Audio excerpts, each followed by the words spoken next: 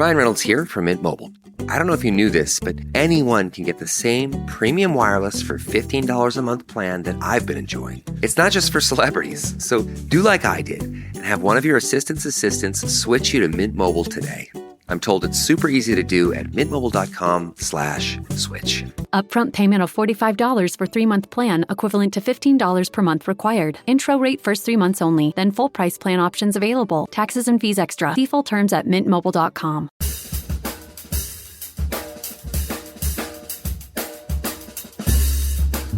I mean, no one plans to get sick, and yet, here we are. My name is Matthew Zachary. A quarter century ago, I was given 6 months to live with a diagnosis of terminal brain cancer. For more than 15 years, I've been ranting and raving on the air about stupid cancer and now stupid healthcare, and I'm just getting warmed up. So let's all go make healthcare suck less together, because you know what? We're all out of patience. Hey, that's the name of the show. Hey guys, I have more of a mellow show for you today. This is a bonus episode because my friend Marty, who happened to just be in New York City, stopped by my office and we just turned on the mics and had a very therapeutic conversation. So Marty Kaiser, who's been on the show twice in 2020 and 2021, early adopter, I guess. He's the founder and CEO of IV Bioholdings. He's the founder and chairman of Liquid Lung, Hepgene, Mamagen. He's a serial entrepreneur, which I think we learned is just an entrepreneur. But irrespective of all those incredible credentials, he's a human. He's a friend. He's a guy. He's a dad. Yes, we kind of start half the show with E.T. and 80s nostalgia, but I think you're used to that happening on the show when I talk to people. But we really dig deep into some of the emotions and the challenges and the life hacks of what are we trying to do in this world? How do we make a difference? What frustrates us? And how do we reconcile all these things at 3 a.m. when we get home? We want to hug our kids. Yogi Berra said, if life were easy, we'd all do it. I think that kind of sums up this show. I said I'd keep it simple. That maybe wasn't so simple, but I hope you enjoy my chat, my therapeutic chat with my friend Marty Kaiser. Enjoy. All right, guys, listeners, this is kind of a special little therapy bonus episode. Marty Kaiser, who was on the show, God, like 2 years ago? Like mid-pandemic? I have no idea. No. Early 21? Early 21. That's still like mid-pandemic. February 21. Post-vaccination, mid-pandemic. February 21, I think, was the first show I did. And then Liz and I came in studio, and I think we were the first people to come back in studio. And I think that was about a year ago. That was May. Yeah. Yeah. Speaking right of before, Pfizer vaccines. Yeah. That allowed us to do that.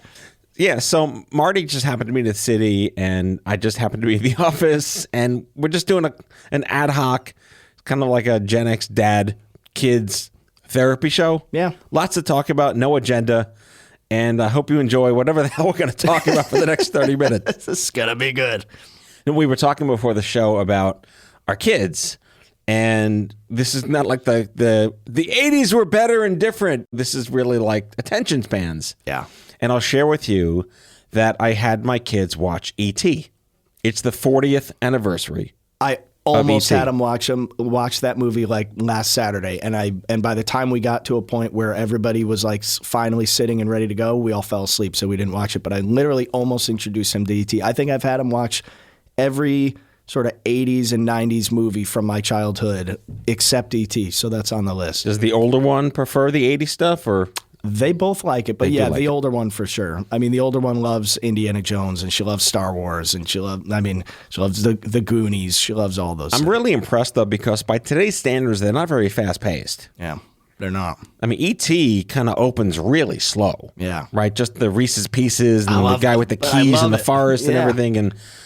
But my daughter lasted the whole movie. My son's like, this is boring. And by the time he said penis breath, he was out. But she lasted the whole movie, and she's like, Daddy, why are you crying? Yeah. I'm 48, just tearing up watching E.T. 40 years later. It's still the best movie ever. I mean, it's one of those, and it's one of the scores. Da, da, da, da, da, da, da. I mean, it'll literally John bring Williams. you to tears. One can pick the Mount Rushmore of John Williams scores. There's Jaws, there's Indiana Jones, there's Schindler's List, Jurassic Park, E.T. E.T.'s top. Yeah. I don't think there was a single better score than No, E.T. I don't know if I could rank John Williams. I mean, they're all amazing. He has yet And it to is funny fail. that all those movies that I mentioned that are my daughter's favorite are all John Williams scores. So Yes. it is, maybe it's all about the tune. Seriously, it really is. I binged- you just know them. Pick any other film score guy and the theme. You don't have one. Now, Hans Zimmer is the only close second, but his stuff is very different. I mean, John Williams it's has not really a very thematic, specific. though. Think of a theme to a movie. Exactly. Yeah. Yeah. No, there's no doubt. So I'm glad my daughter at least experienced E.T. I don't know when. Maybe my son, when he gets to college one day, well, I should probably watch these old nostalgic classic films on Turner Classic Movies. Yeah, maybe when he sees a box of Reese's Pieces, it'll trigger some kind of happy moment for You him. know the Reese's Pieces story about that movie, right? They went to M&M's, and M&M's said, "Go fuck yourself." So then they went to Reese's, and Reese's basically invented Reese's Pieces for the movie. Oh, no way. Big win. Huge win. Big win. Win for humanity. It's totally big win. Hey, had it not been for that, I probably wouldn't own a metabolic disease company focused on non-alcoholic fatty liver disease. I see what you did there. See what I did there? By the way, you rewatch a movie at our age versus being, I was maybe 10 or 8, whatever it was.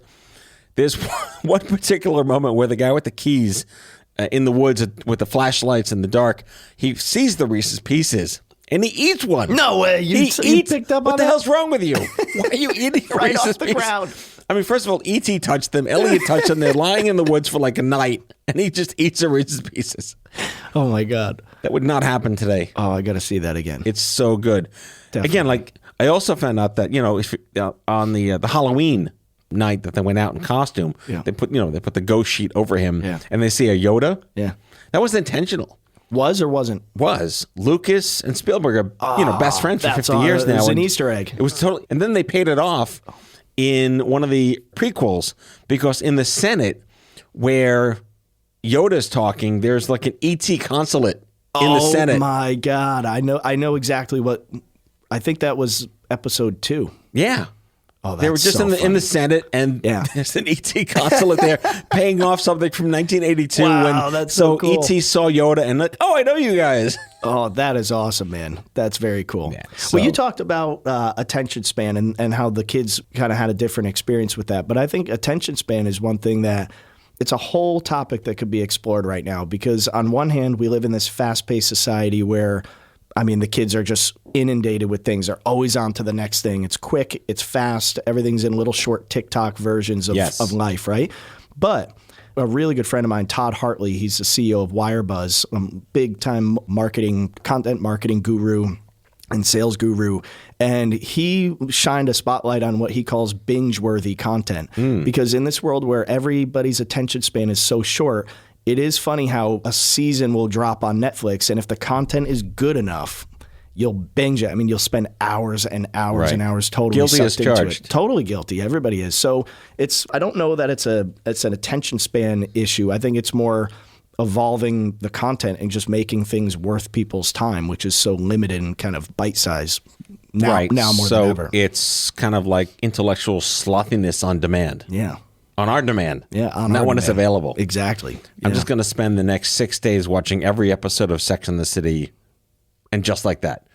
I heard Big died. We should watch this. Thank you, Peloton. Not a sponsor. Oh my God, that's great.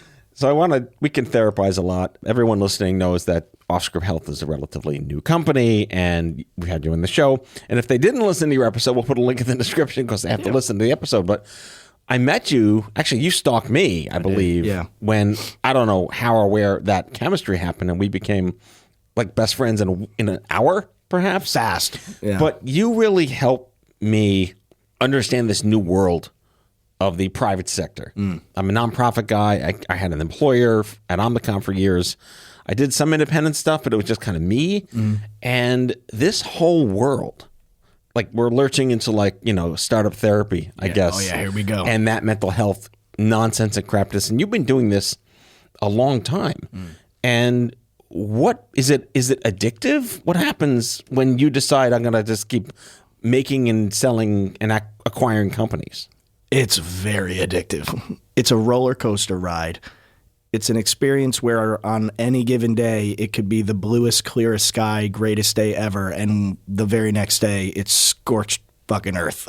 Right. And there's something exhilarating about that. There's something addicting to that. You hear the term serial entrepreneur, and to me, that's just an entrepreneur. Any entrepreneur who does it once will always do it over and over and over. You can't not do it. So yeah, I would say it's a totally addictive experience. And so much so that in the world that we live right now, the access to data, the access to technology, the access to capital, there's just no shortage of problems that can be solved. And, that just creates this rich universe of opportunity for people that have that burning desire and that sort of inner desire to create massive change, not incremental change, not a small business, but what startup truly is about is completely disrupting and displacing and complementing and enhancing things in very radical ways. And that's just if you've got that burning desire, if you're wired that way, there's no better time to be doing it. But it really is another version of survival of the fittest. You could have the best idea imaginable and fail at funding and fundraising. Right. You could have the crappiest project ever and make a shiny object deck and get $20 million. Right. How do you over-under that? Yeah, it's hard. Very frustrating. It is. To see these companies that are bragging about, we have 40 of this and $30 million Series A. Right. For 30? Right. Really, for 30? I got 30 million. What's wrong with you? That part's hard to handicap. I have to say I've been in this long enough now where I've seen a lot of it, and there's sort of a way things have been done. And people, they naturally kind of go to places where they think, oh, well, that's just the way it's been done. And you just keep doing it over and over. And one of the things that I found, every VC that you meet, they all have their investment selection criteria, and they're all exactly the same. Everybody will tell you the same thing. We invest in great teams. We invest in great people. And it's a nice highway billboard. It is, right? And it's true. Obviously, no company is going to be successful without a great team and great people. We invest in assholes. Right? So, but I never... That part seems, there's a lot more to that. And I think that's code for we're part of a certain circle from a certain group or a certain, academic institution or university. And we never play outside of that group or that circle or that sort of, little mafia. Right. And I find that all the time. And I mean, literally, that's how Theranos became about. I mean, she took advantage. Not a sponsor. Non-existent. Yes. But she took advantage of that world. She took advantage of the fact that she was sort of the token Stanford dropout, the next Bill Gates. She dressed the part. She talked the part. She was able to secure big name, notable people into a scientific advisory board for her. And then everybody looked at that and said, oh, well, if they're involved, then it must be great. And they just fell in line. I mean, they were a $9 billion company by the time the bottom fell out of that. And she just played that game. I think it's tricky. I mean, that's a black swan outlier. Totally is. There's no doubt about that. But it does make you question, why aren't we focusing more on the data? Why aren't we focused more on a technology or the science or whatever it is first, and then evaluate whether you think there's a good, competent, capable team? That, to me, I think is something I'd like to see more of. I'm still in like this venom state where I'm trying to pull off the nonprofit version of me from the past and reconcile that money is more important than purpose. I hate that that's the way it is. It bothers me that we are I'm a very purpose-driven human being. What you're doing, just to let the listeners know, I'm going to paraphrase, but like you have this company that makes a biopsy that can actually help you not get sick. Like, what a great idea. Why isn't that a thing that just exists? And take the business out of it, that's real purpose. Right. It can actually help real people. But unless this makes a ton of money and gives me a 200% return on what I give you, I don't care about it. How do you reconcile that? How do you like at 3 a.m, you just want to like punch a kitten? I would not ever harm animals. I just put that on the record. Okay. But, I don't know. I think about it a little bit differently. I think I'm wired more as a stakeholder capitalist at heart. So, again, I mentioned data, technology, capital. There's enough of those things out there. There's enough data. There's enough computational power to drive down costs, to make things scalable. And I just, one of my, a tagline, whether it's on our website or social media or a deck that I created, but it's profit and purpose no longer have to be mutually exclusive, especially when it comes to our health. And I feel that very strongly about that. And so I don't look at the business side of it as an evil piece of it. I look at it as a way to unlock all the purpose. It's just it's a tool, right? It's a mechanism for doing that. And I think if we organize those pieces the right way, where we strip out a lot of the traditional time and the cost and the risk, then we can accelerate the creation of better solutions, better products that are scalable, and you can create a hell of a lot of money doing it because you're now doing things at scale. And so I think that there's no reason for one or the other that, in the world that we live in right now. I mean, my head goes to some pop culture reference, like in the movie Cliffhanger. At the start, he loses his daughter, but at the end, he saves the woman. But they're dangling by a thread, like she's right there. Yeah. Right.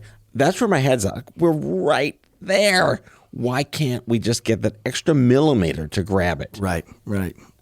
A lot of that comes down to just perseverance, building the right team and coalitions of the right partners that can push the idea across that threshold. I mean, that's really what it comes down to. You can only do it. Your personal drive and personal passion and personal appreciation for the purpose will only go so far. You have to build the coalition of team members and partners. And that's, look, I think that's a big part of why we've become such fast friends, because we're both very purpose driven.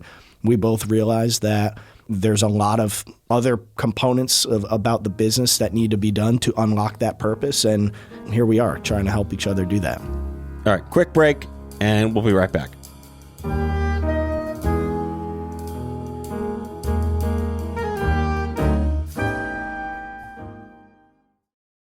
Craving your next action-packed adventure? Audible delivers thrills of every kind on your command, like Project Hail Mary by Andy Weir, where a lone astronaut must save humanity from extinction, narrated with stunning intensity by Ray Porter.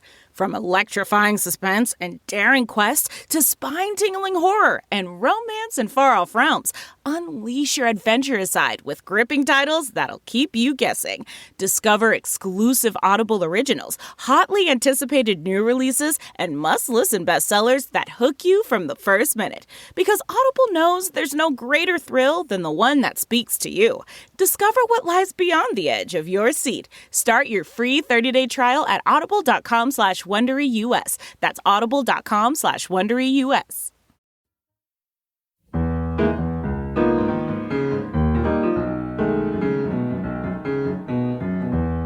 So I started watching Severance on Apple TV. I don't think I've seen it. It's really bizarre, but it's kind of it's idiopathically, psychologically ridiculous.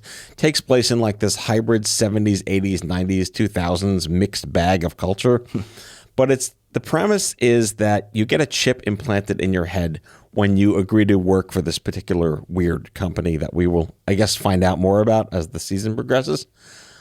And what the chip does is it turns off your memory when you enter the building. So when you work, you don't remember anything, because when you leave the building, you get to live your life. So the burden The ultimate NDA. Yeah, literally, that's exactly what it is. It's the world's greatest NDA. But the sell and the pitch to people is like, why ever carry the burden and baggage of your job into your real life? Live your real life as authentically as possible.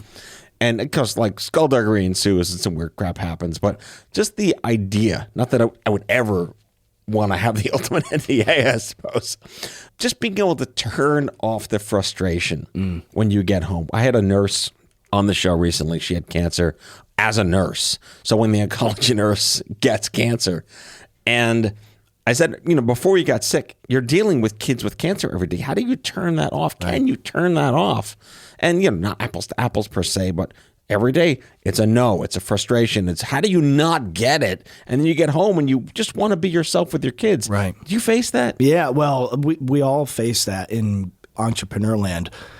It's gotten harder, though, because there's no commute anymore, right? Right. Oh, wow, yeah. The commute was like a big part of the unwinding and the re-entry mode.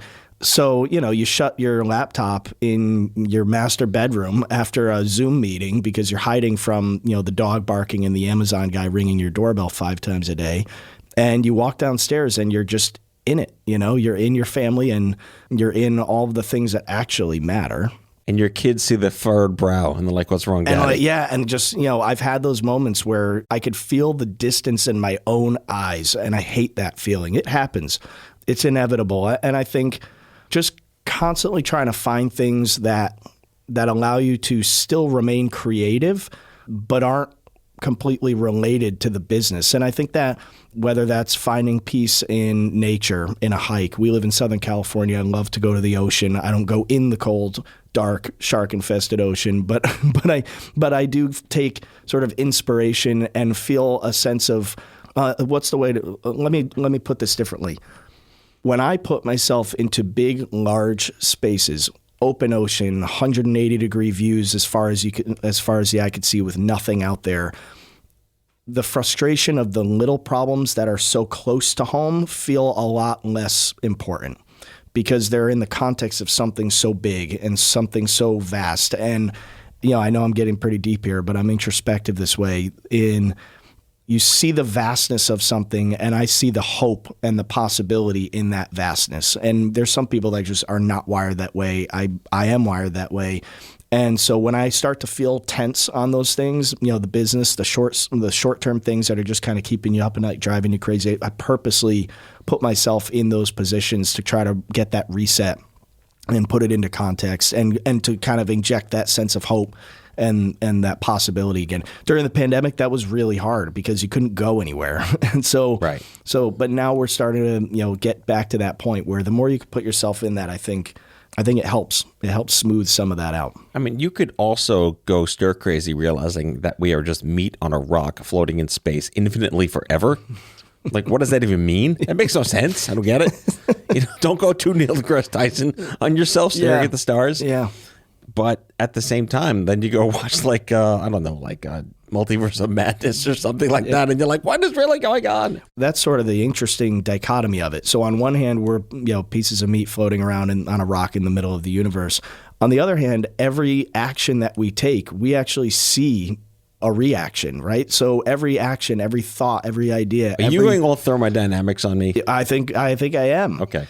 So you see the impact that you're actually having in somebody's life or on a business or, in your community, and you're not so insignificant. So there's on one hand this vast feeling of total insignificance, and then there's great significance. It's hard to find that balance. Have you ever just wanted to have a day job? When I was in finance and I didn't feel a whole lot of purpose in the work that I was doing in finance, making a lot of money, pretty good at it.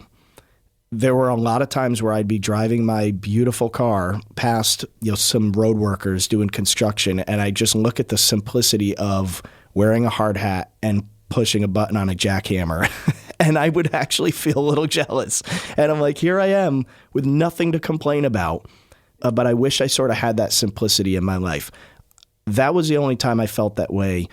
The work I do today is so much more purposeful and it's so much more intentional that I don't feel that way anymore. But I have felt that way. It was weird. I haven't shared that with anybody because it seemed kind of crazy and spoiled and selfish. Yeah, I mean, but to channel Mike Judge in Office Space, that's kind of what they did when they burned the building down. They all went to work in construction.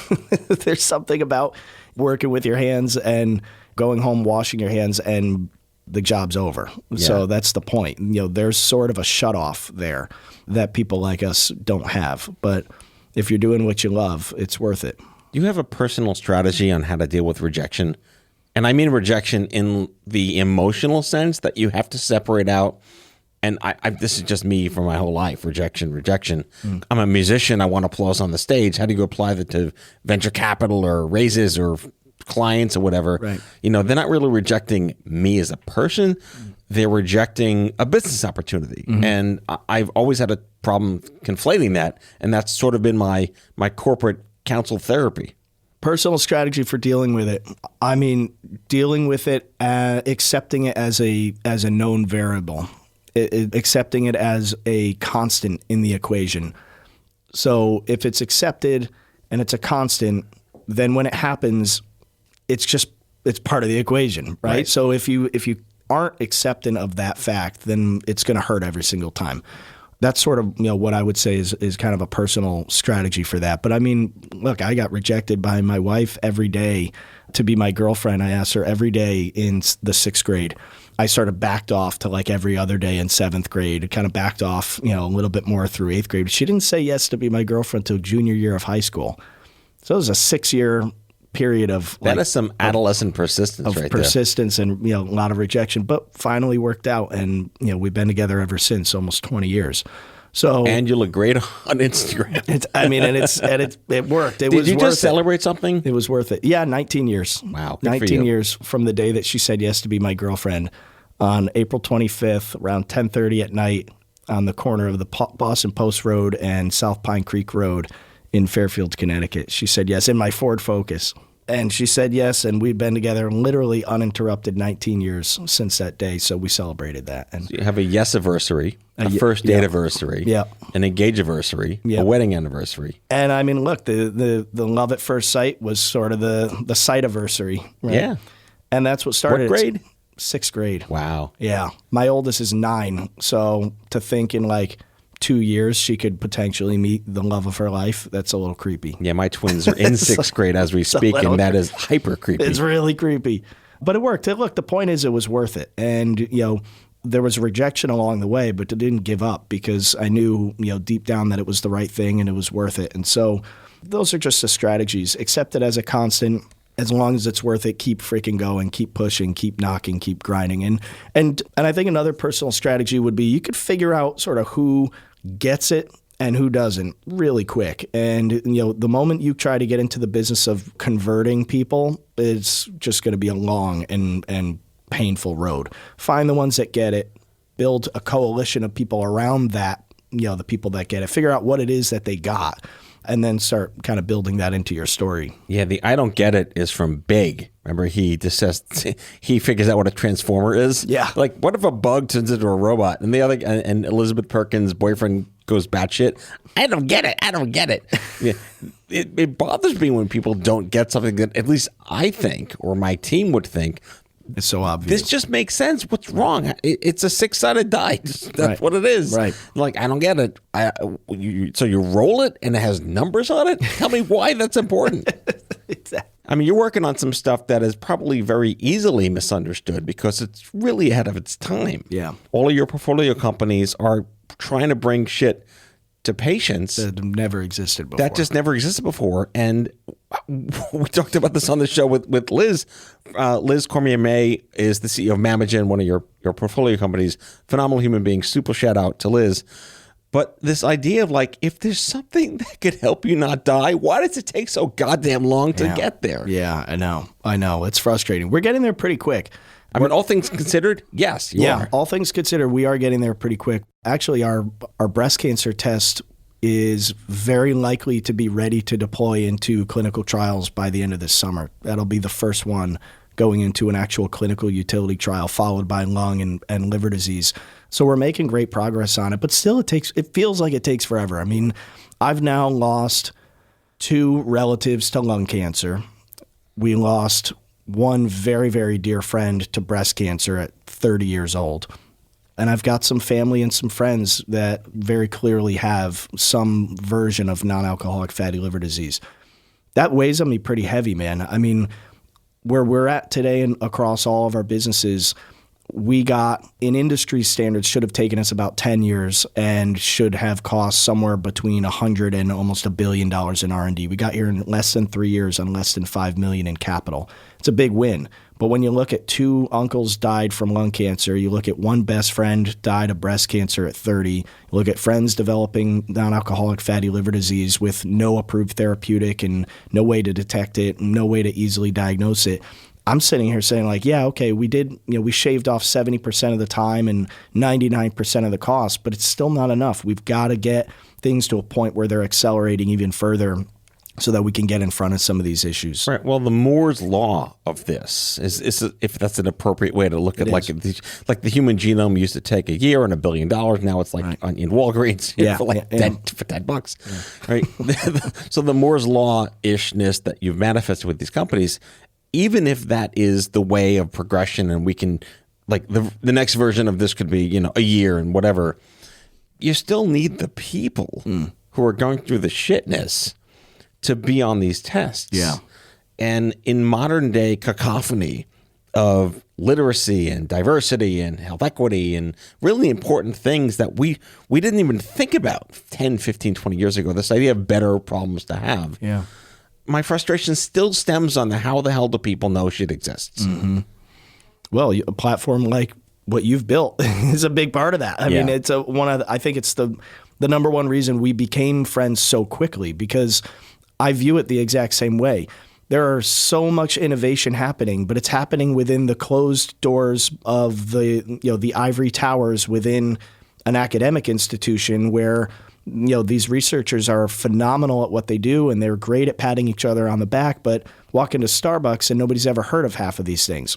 And it's like, okay, we've got to find a way to bridge that divide, bridge the innovation with the awareness. And that's a big part of what we're focused on doing. It's a big part of why Liz and I spend a lot of time talking to, breast cancer advocacy groups and survivor groups and, all different types of networks of real people that have real risk of real disease. And we try to educate them on real future solutions so that by the time they're at we're into the market, we've got a community that understands and is ready to go. We are doing that in a pretty unique way. Liz may not want me to share this because she'll probably want to debut it in a bigger way, but I'm going to do it here. This is going to air in 2027, so it's okay. Perfect. So she has been quietly building something behind the scenes at Mamagen called Mamagen Marketplace. And think of this as like Goop for healthcare. So a better Goop, I hope. A better Goop. A less raunchy Goop. Vaginal fans and all these weird things. A lot less raunchy. Not sponsored by Goop. But a community. And so it's a marketplace where initially we'll just be selling merch, right? It'll be branded logo gear with our hashtags, our logo, our hashtags, our slogans, things that, are comfy and cool and sort of trendy and fun to wear. Yes, they're fake. My real ones tried to kill me. Yeah. A really, really... That shirt sold really well in the 2000s. I don't know how well it aged, but that was the shirt in the 2000s. Oh my God, we should actually bring that back and throw it on the marketplace. I can't imagine there being any IP with it. I think we can do it. I think it's a great idea. Well, the flagship sort of product on the marketplace will be what we call the Pink Robe Killer.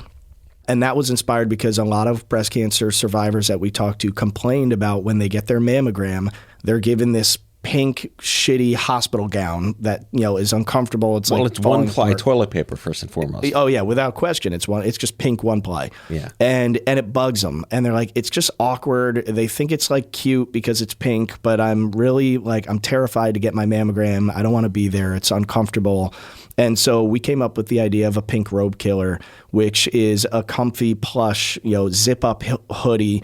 A bright, shocking pink, so a more bold kind of stance. That you can wear to your mammogram? Yeah, you can wear to your mammogram. Wow. And so I could envision this as sort of almost like a partial gag gift for a woman who's turning 40 where you're now eligible for your mammogram. Mm-hmm. So, hey, it's sort of a cute, fun, comfy thing. It's kind of a joke at the same time because, you're 40 now, it's time to get your mammogram, but it's actually driving awareness to screening. And so a big part of us is just trying to drive awareness to that. Women buy that product. A certain percentage of the proceeds of the product sold through the Mamagen Marketplace will fund our research and development, which actually accelerates the time for an actual viable product that people want and can use. And the other percentage of the proceeds we're actually going to dedicate towards building and funding our community-based efforts. So one survivor told us that when she got breast cancer, everybody gave her gift cards. They all brought food. They all brought things to make her, sort of take the sting out of that diagnosis out. And she complained about it, and she said, look, it was really thoughtful. It was really nice. But the reality was I really needed that food and those gift cards on my chemo days because on my chemo days, I was a shell of a human being. Yeah. And I couldn't cook for my kids. And so, it would have been great if somebody brought soup to my house on my chemo days. So Liz and I have been just keeping a running log of these things that we've heard from real people dealing with this.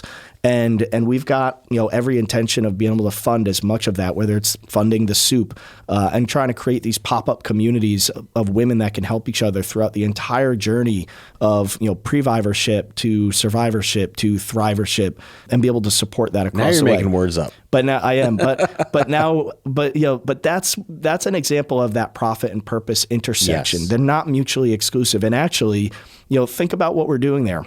The Mammogen marketplace will fuel the community, and the community will fuel our market adoption. And so now there's this feedback loop of this very positive and purposeful feedback loop where everybody wins. I mean, that's something that nobody's doing in healthcare. I can tell you that. They're not doing it in diagnostics. Most diagnostics companies, the last interaction you have with them is a bill, and that's it. And we're breaking the mold on a lot of that stuff. So I don't know how I got there, but Hey, I don't remember what you said. Tangents work here on the show. But the point is just thinking outside the box, thinking creatively. Oh, and driving awareness. I mean, and doing it. Creating a world where normal people actually know about this stuff. I want to end with a quick story, a really inspiring story. This goes back to the influence of customers and consumers and patients in policy. You mentioned 40 years old for mammograms. So it didn't used to be that way. If the listeners are not aware, mammograms were 50. And that was because the tech didn't exist to find anything with denser breast tissue, which is what you have when you're younger. And in 2012, as part of Obamacare, ACA was passed, and there was a sub-legislative thing shoved in there called the Early Act that Debbie Wasserman Schultz, the former head of the DNC, when she got breast cancer, she realized, I got to do something. I'm not 50. So among many things, the bill guaranteed covered reconstruction benefits for the rest of your life if you have mastectomies and whatnot. But more importantly, it lowered the screening to 40 and required the diagnostics companies to change their tech to detect denser breast tissue, not like 30-year-old breast tissue, but 40-year-old breast tissue. So here's the story. I have a dear friend of mine who I've known a long time now. She's a award-winning health journalist for many, many years. Had a mammogram on her 40th birthday, and they found something. And she's fine now.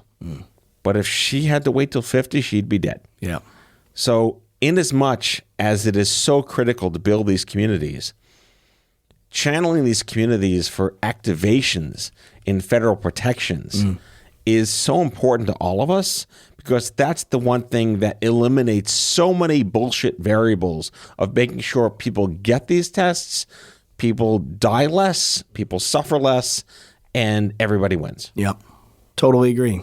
But understanding the limitations, right? There's, to your point, women under 40 have very dense breast tissue. And because of that sort of demographic of women, the mammogram, even digital mammography, is only about 47% sensitive. Right. So unlocking that and unlocking screening and lowering eligibility even further just poses a massive risk, not just in false negatives, sending people away that, actually have it and, you tell them that they don't and they do, but also the risk of false positives and being pushed through a system of completely unnecessary biopsies and expensive procedures. So we need to find that balance. We're finding that balance by intentionally designing non-invasive tests that are highly accurate but also affordable and scalable, that could say, hey, you know what? You're not technically eligible for mammogram yet, but your blood work or your saliva work came back positive, and so you probably should go in for the full imaging workup, mammogram, ultrasound, MRI, and get you in there much earlier.